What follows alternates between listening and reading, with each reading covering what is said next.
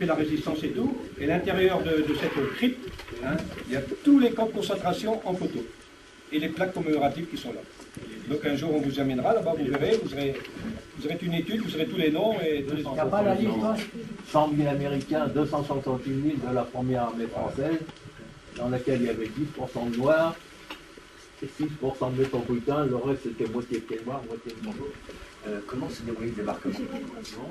La forêt brûlée dans Cavaillon, mais ça a été sans un coup de feu ni rien du tout. Ça avait été déblayé par des canons allemands, du Toudon et du Montfaron. Et du Montfaron. On venait de Corse, hein.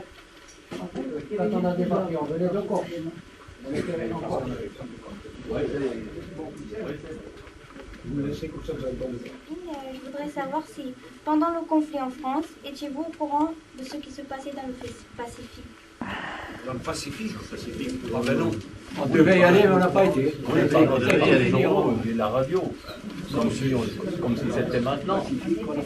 La preuve, c'est que nous, enfin pour moi, je n'ai pas fait, mais mes camarades ne sont pas partis pour faire la guerre de Chine, ils sont partis pour faire la guerre au Japon. On a vu quand même les Japonais en Indochine. Hein. Voilà. On a vu les Japonais là-bas. Il y a eu des combats là-bas. Oui, oui, oui. À 6 h du matin, c'est dessus aussi, c'est marqué dessus. 6 h du matin, il y a la carte avec toutes les régions clonées, et les Philippines, tout ça, ça y est dessus.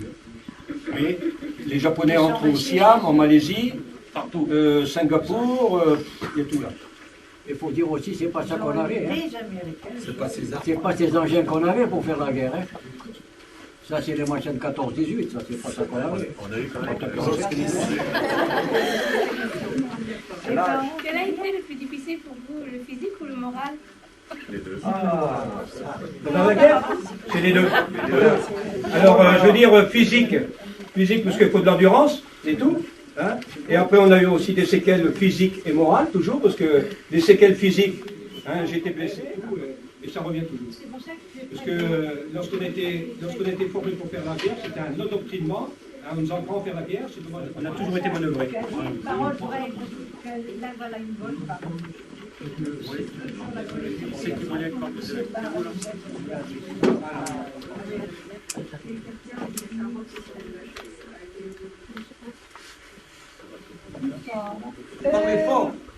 Manquiez-vous parfois de nourriture ou d'autres choses? Disons que on avait, au bout d'un certain temps, ben, nous en avions marre de manger des haricots, des boîtes de conserve. Alors qu'est-ce que l'on faisait? On échangeait notre nourriture, nos boîtes de beads, comme on appelait à cette époque. On l'échangeait avec de la nourriture du pays même. Quand ils en avaient. Ils en avaient, hein, parce qu'ils n'en avaient pas beaucoup. les gens qui restaient là. Et eux, ils ont beaucoup plus souffert que nous qu'on a fait la guerre par la suite. Hein. Tandis que nous, après nous, qu'on a fait l'Algérie, là, la logistique suit. Hein, et même, on a évolué, étant donné qu'il y avait des boîtes de rations E et M. M, vous savez pourquoi? Et K. Vous savez pourquoi M? Musulmans. Parce que dans toutes les boîtes de rations, il y avait du porc, et dans celles où il y avait M, on ne mettait pas de musulmans. Donc on échangeait nos boîtes pour avoir de l'agneau.